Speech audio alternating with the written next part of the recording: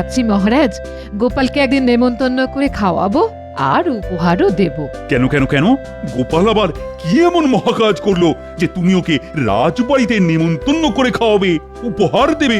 গোপালের মতো বুদ্ধিমান মানুষ শুধু কৃষ্ণনগরে কেন ভূভারতে আছে বলে আমার জানা নেই। খুব তো গোপাল গোপাল করছো, কিন্তু আমার মনে হয় গোপালের বুদ্ধি থাকলেও খুব একটা বেশি নয়। তাহলে প্রমাণ করে দেখান। ঠিক আছে ঠিক আছে, আমি প্রমাণ করে দেখাবো যে গোপালকে তুমি যতটা বুদ্ধিমান বলছো, গোপাল আসলে ততটা বুদ্ধিমান নয়। ওই বুদ্ধির পরীক্ষায় ওকে আমি হারাবোই হারাবো। চেষ্টা করে দেখতেই পারেন, তবে আবারও বলছি মহারাজ, বুদ্ধির পরীক্ষায় গোপালকে আপনি কোনো মতেই হারাতে পারবেন না। বাজি? হ্যাঁ বাজি, 100 বার। দেখো দিদা, দেখো না কিরকম মানুষের মতো খাচ্ছে। খেতে খেতে আবার কিরকম চোখ পিটপিট করছে। তবে বেশি কাছে যাসনি যেন, বলা তো যায় না কখন আবার আঁচড়ে কামড়ে দেবে। না না না, বেশি কাছে যাব না। এই হনুমান, কলা খাবি? জয় জগন্নাথ দেখতে যাবি?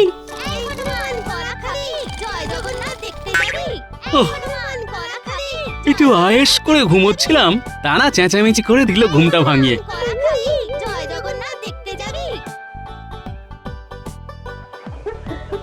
এই এই কোন হনুমানের দল এমন করে চেঁচাচ্ছে রে?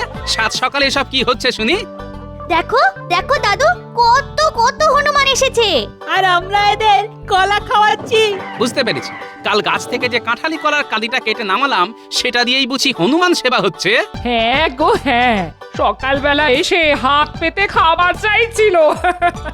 ঘরে তো আর কিছু ছিল না, তাই কলা দিয়েই। বুঝেছি, তাহলে আর কি করা যাবে? নিজের সেবার জন্য কেটে আনা কলার কাঁদি এখন হনুমানের সেবাতেই লাগুক। দে রে পুটি, আমাকেও গোটা চারটে কলা দে, আমিও হনুমানদের সেবা করব। এ কি দাদু, হনুমানদের দেবে বলে নিজেই মুখে পুড়ে নিলে? আগে নিজের সেবা, পরে হনুমান। এই হনুমান, কলা খাবি? জয় জগন্নাথ দেখতে যাবি?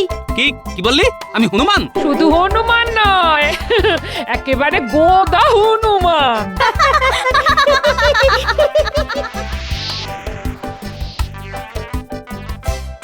শোনো মন্ত্রী, যার জন্য তোমাকে গোপনে ডেকে পাঠিয়েছি, দেখো গোপালের বড্ড বুদ্ধির অহংকার। গোপালের এই বুদ্ধির অহংকার ভাঙতেই হবে, আর সেই কাজটা করতে হবে তোমায়। বাহ, এ তো খুব ভালো কথা মহারাজ। দেখবেন বুদ্ধির খেলায় ওকে ঠিক কাজ করে দেব। আসলে তোমাদের এই রানীমার সঙ্গে আমার বাজি হয়েছে। তোমাদের রানীমার মতে গোপালের মতো বুদ্ধিমান শুধু এই কৃষ্ণনগরে কেন, ভূভারতে আর দুটি নেই। আপনি নিশ্চিন্ত থাকুন মহারাজ, এমন মাথা খেলিয়ে বুদ্ধি বের করব না যাতে গোপালও জব্দ হবে আর রানীমার কাছেও আপনার মুখ পুড়বে না। বাহ বাহ, এই না হলে আমার মন্ত্রী। তাহলে কাজে লেগে পড়ো।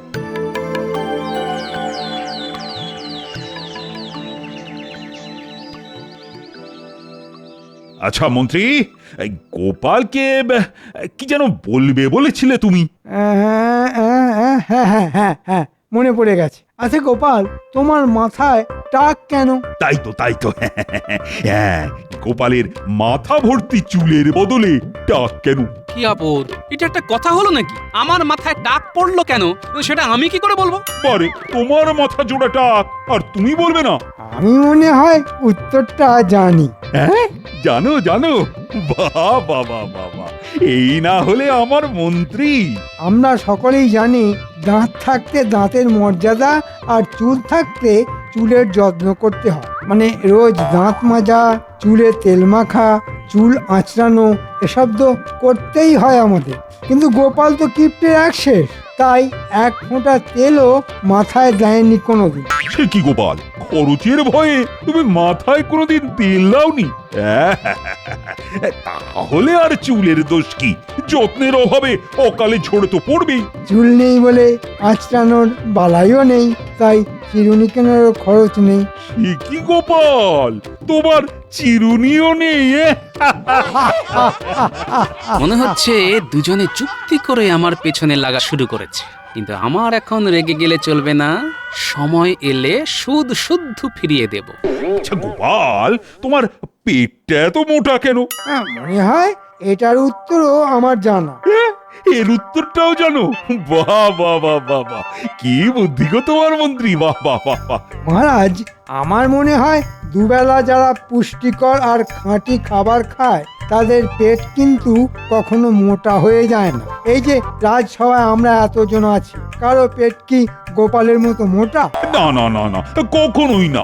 আসলে যারা কিপটে, মানে পয়সা বাঁচাতে যারা কচু ঘেঁচু আর পচা মাছ খায়, পেটের ভেতর বায়ু জমে জমে তাদের পেটটাই এরকম ফেঁপে ফুলে ওঠে। সে কি গোপাল, পয়সা বাঁচাতে তুমি কচু ঘিচু আর পচা মাছ খাও? এ বাবা, তুমি এতটাই কিপটে? কি গো গোপাল, কিছু বলছো না যে? ও আর কি উত্তর দেবে মহারাজ? আমার যুক্তি খণ্ডাবার মতো বুদ্ধি কি ওর মাথায় আছে? দিনরাত কিপটেমি করতে করতে সব বুদ্ধি জমাট বেঁধে গেছে। ঠিক বলেছো মন্ত্রী, তাহলে আজ থেকে গোপালের নাম হলো কিপটে গোপাল।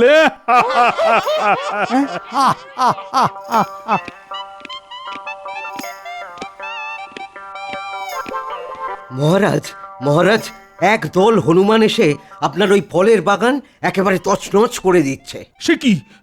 চলো তো, চলো তো দেখি।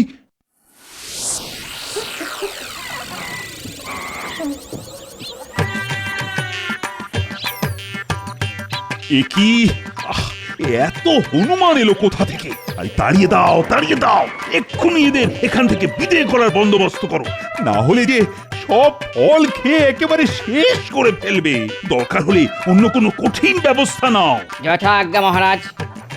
নানা মহারাজ, এমনটা করবেন না। ওপরওয়ালার সৃষ্টি অবলা প্রাণী, ওদের তো খিদে পায়। তাই নাকি?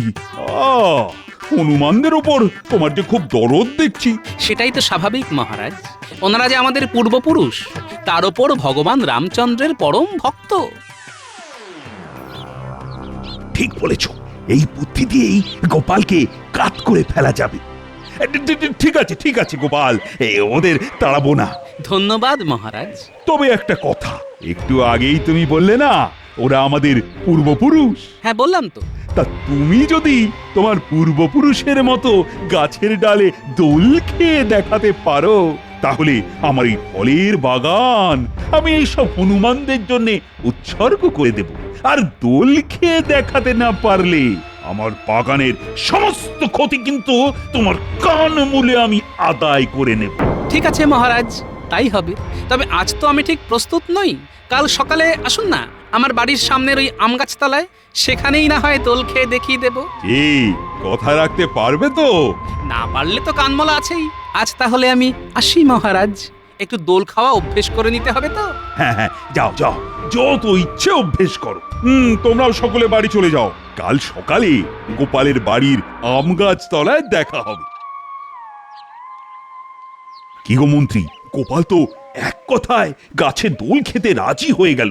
যদি সত্যি দোল খেয়ে দেখিয়ে দেয়? রাখুন তো আপনি, ওই হোঁচকা শরীর নিয়ে যে ভালো করে হাঁটাচলা করতে পারে না, সে আবার খাবে দোল। শেষে দেখবেন দোল খেতে গিয়ে গাছ থেকে পড়ে এমন ঘোল খাবে না, হাত পা ভেঙে বিছানায় শুয়ে থাকতে হবে। কি মহারাজ, গোপালের বুদ্ধির পরীক্ষা নেওয়া হলো? হবে হবে, কাল সকালেই হবে। আর পরীক্ষা দিতে গিয়ে তোমার আদরের গোপাল গাছ থেকে পড়ে হাত পা ভেঙে একেবারে বিছানায় শুয়ে থাকবে। উমা, এ কি অলক্ষণে কথা! বুদ্ধির পরীক্ষা দিতে গিয়ে হাত পা ভেঙে পড়ে থাকবে কেন? বারে, হাত পা ভেঙে পড়ে থাকবে না?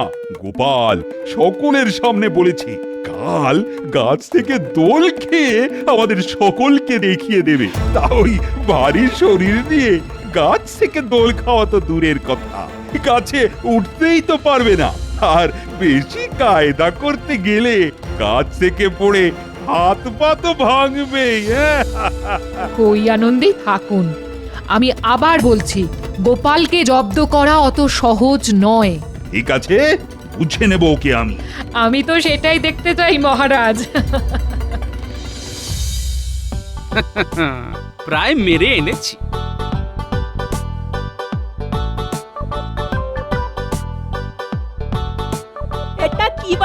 গো দাদু? দোলনা রে দোলনা, এই দোলনা থেকে আমরা সবাই দোল খাবো। কি মজা কি মজা, আমি দোল খাবো আর এরা ঠেলবে।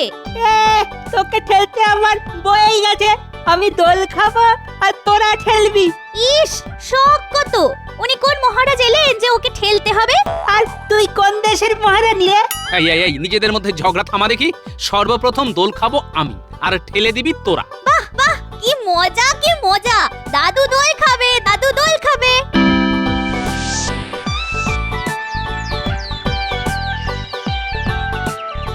আজ দেখবো গোপালের কেরামতি, কি করে গাছে উঠে দোল খেতে পারে। আমি আবার বলছি মহারাজ, গোপালের দ্বারা এই কর্ম হবে না, কারণ গোপালের পুরুং পারুং সব মুখে, তাই গোপাল আজ হারবেই। কি জানি বাবা, গোপাল কি করে হারবে? সে তো সবই পারে, তাই এটাও মনে হয় পারবে। তুমি চুপ করতে সাবা কই, সব সময় গোপালের হয়ে কেতন গেও না তো। সুপ্রভাত মহারাজ, আসুন আসুন। গোপাল, তুমি? আমি কিন্তু কথা রেখেছি মহারাজ। আমার পূর্বপুরুষদের মতো মহানন্দে গাছ থেকে দোল খাচ্ছি। শুধু পূর্বপুরুষদের থেকে আমার বুদ্ধি একটু বেশি বলে ওদের মতো গাছের ডালে না উঠে গাছের ডালে দোলনা লাগিয়ে দোল খাচ্ছি। মহারাজ ইচ্ছে করলে আপনিও আমার সঙ্গে দোল খেতে পারেন। যা চলে, গোপাল তো বুদ্ধির জোরে ঠিক আমাকে জব্দ করে দিল। কি মন্ত্রী, এ তো এককাল মাছি হয়ে গেল। বলি, এবার কি হবে? কি হলো মহারাজ? আরে বাবা, মন্ত্রী মশাইয়ের সাথে গুজুর গুজুর না করে দোলনায় দোল খান, খেলে শরীর মন সব হালকা হয়ে যাবে। না না, মানে আমি দোল খেতে পারবো না। কেন মহারাজ? বুদ্ধির খেলায় আমাকে খোল খাওয়াতে পারলেন না বলে মন খারাপ হয়ে গেল? হ্যাঁ, তুমি চুপ করো তো গোপাল। ঠিক আছে ঠিক আছে, তাহলে আর একটা মাত্র কথা বলেই চুপ করে যাব। মহারাজ, আপনার ওই সাধের ফলের বাগান তাহলে আমার পূর্বপুরুষদের দিয়ে দিচ্ছেন তো? হ্যাঁ হ্যাঁ, দেবেন দেবেন, তবে তবে আর একটা কাজ করে যদি দেখাতে পারো। বলেই দেখুন না, ঠিক পারবো। ভালো করে ভেবে বলো গোপাল, না পারলে কিন্তু মহারাজ তোমাকে এই কৃষ্ণনগর থেকে তাড়িয়ে দেবেন। আরে এত রহস্য না করে বলেই ফেলুন না কি কাজ। মহারাজ, তাহলে বলেই ফেলি। মন্ত্রী এবার হয়তো একটা জবরদস্ত কোনো মতলব এঁটেছে। বলে ফেলো মন্ত্রী, বলে ফেলো। কাল সকালের মধ্যে মহারাজ ও রাজ্যের পক্ষে সব থেকে বিপজ্জনক লোকটিকে আটক করে রাজসভায় এনে হাজির করতে পারবে? গোপাল হয়তো নবাবের কথা ভাবছে, আর তার সাথে এরকম করতে গেলে জামার খাবে না, বুঝবে তখন মজা। কি গোপাল, পারবে তো? এ তো খুব সোজা কাজ। কাল সকালেই তাকে বস্তাবন্দি করে নিয়ে আসবো আমি মহারাজ। তাহলেই তোমার পূর্বপুরুষ আমার ফলের বাগান পাবে। চলে এসো সবাই। আমিও কি আপনার সাথে আসবো মহারাজ? না, কচি খোকা সেজে যেমন দোল খাচ্ছিলে তেমন দোল খাও।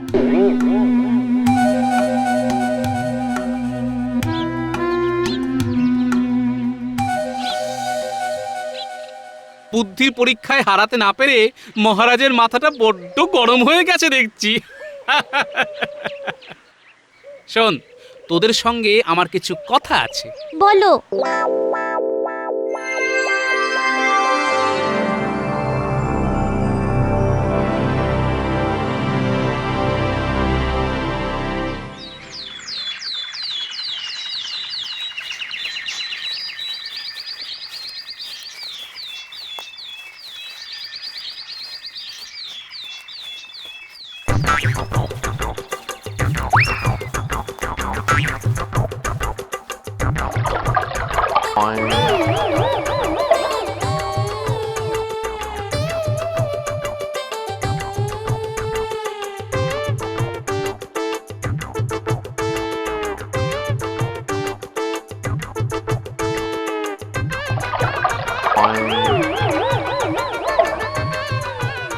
আজ সকাল হতে না হতেই পেটে চাপ পড়েছে।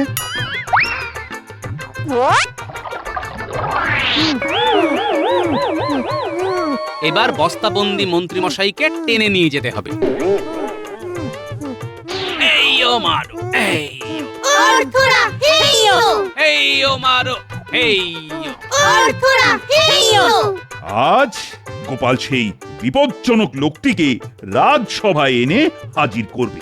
গোপাল যদি সেই বিপজ্জনক লোকটিকে ধরে আনতে পারে তাহলে আমাদের সকলের হাড় জুড়োয়। কিন্তু কিন্তু গোপালের এখনো দেখা নেই কেন? শুধু গোপাল কেন, মন্ত্রীরও তো দেখা নেই।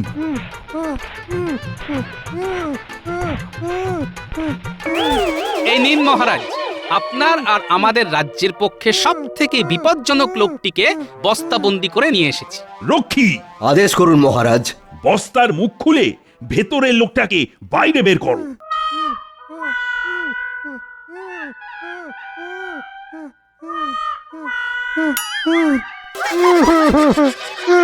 এটা এটা আমার প্রতি কিরকম ব্যবহার হলো মহারাজ? আরে এ তো মন্ত্রী। ও গোপাল, গোপাল, এ তুমি কি করেছো? কেন মহারাজ, আপনার ও রাজ্যের পক্ষে সব থেকে বিপজ্জনক লোকটিকে ধরে এনেছি। আমি আমি কেন মহারাজের পক্ষে বিপদ হব? আসল বিপদ তো মুর্শিদাবাদের নবাব। হ্যাঁ, নবাবকে তবু চেনা যায়, কিন্তু আপনাকে তো চেনা যায় না মন্ত্রী মশাই। বন্ধু সেজে আপনি যে বহুবার মহারাজকে চরম বিপদে ফেলার চেষ্টা করেছেন তার প্রমাণ তো অতীতে আমরা অনেকবার পেয়েছি মন্ত্রী মশাই।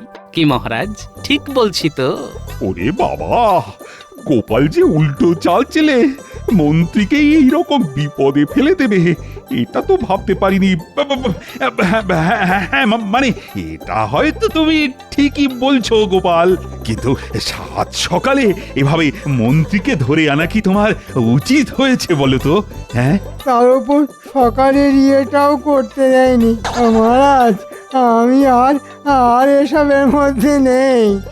এরপর গোপালের পেছনে লাগতে গেলে ও হয়তো আমাকে আকাশের তারা করে ছেড়ে দেবে। তবে বাবা, ওরে বাবা, কি প্রচণ্ড বেগ আসছে! ওরে বাবা, আমি পালাই মহারাজ, আমি পালাই। ওহ, গোপালকে এবারও বুদ্ধির খেলায় হারাতে পারা গেল না। তবে আমিও ছাড়বার পাত্র নই। মন্ত্রী মন্ত্রী কি যেন বলে গেল না, আকাশের তারা। হ্যাঁ, ওই ওই ওই তারা দিয়েই আমি গোপালকে জব্দ করে ছাড়বো। কি মহারাজ, এবার আপনার ওই ফলের বাগানটা আমার পূর্বপুরুষদের উদ্দেশ্যে নিবেদন করবেন তো? করবো তো বটেই। তবে আর একটা কাজ যদি করে দেখাতে পারো। আবার কাজ? একটা ফলের বাগানের বিনিময়ে এতগুলো কাজ করিয়ে নেওয়া কি ঠিক হচ্ছে মহারাজ? ঠিক কি বেঠিক সেটা আমি বুঝবো। তাহলে বলে ফেলুন, কি কাজ? বুঝলে, আমার অনেক দিনের ইচ্ছে আকাশে কতগুলি তারা আছে তা জানার। বাবা, একেবারে আকাশের তারা গোনার কাজ? হ্যাঁ, তোমার তো অনেক বুদ্ধি, তাই যদি আকাশের সমস্ত তারা গুনে আমাকে বলে দাও তাহলে আমার ইচ্ছেও পূরণ হবে, আর আমিও হনুমানদের জন্য ফলের বাগানও দিয়ে দেব। ঠিক আছে মহারাজ, আমি রাজি। তা কখন গুনতে হবে আকাশের তারা? আজ রাতে। হ্যাঁ, তুমি রাত জেগে সব ঠিকঠাক গুনছো কিনা তার জন্য সেনাপতি তোমাকে পাহারাও দেবে। আমাকে আবার এর মধ্যে টানছেন কেন মহারাজ? কোনো টানাটানি নয়, এটা আমার আদেশ। যাও যাও গোপাল, কাল সকালে এসে আমায় বলতে হবে আকাশের তারার সংখ্যা কত। ঠিক আছে, তবে তারা গুনবো রাজবাড়ির ছাদে দাঁড়িয়ে। কি রাজি তো মহারাজ? হ্যাঁ, রাজি। কি গোপাল, তোমার তারা গোনা হলো? এদিকে যে আমার যে ঘুম পাচ্ছে, একটু ঘুমিয়েই নি। শোনো গোপাল, এইসব কথা আবার মহারাজকে বলো না যেন। হ্যাঁ, আরে খেপেছ নাকি? কাল সকালে আমি তো শুধু মহারাজকে একটা কথাই বলবো, রাতের আকাশে তারার সংখ্যা কত।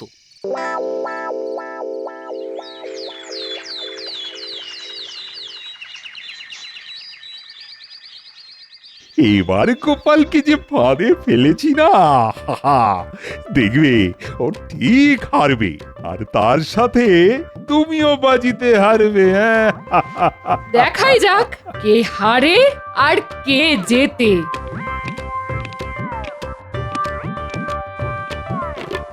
ভেতরে আসবো মহারাজ? হ্যাঁ, এসো।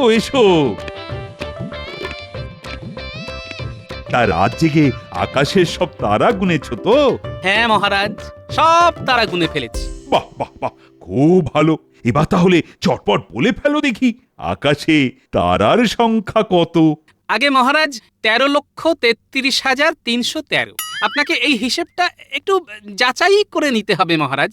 হিসেবে গোলমাল হলে যা শাস্তি দেবেন মাথা পেতে নেব মহারাজ। তা যাচাইটা করব কি করে? এই তো মহারাজ, সবকিছু আমি সঙ্গে করেই এনেছি। আরে এসব দিয়ে আমি কি করব?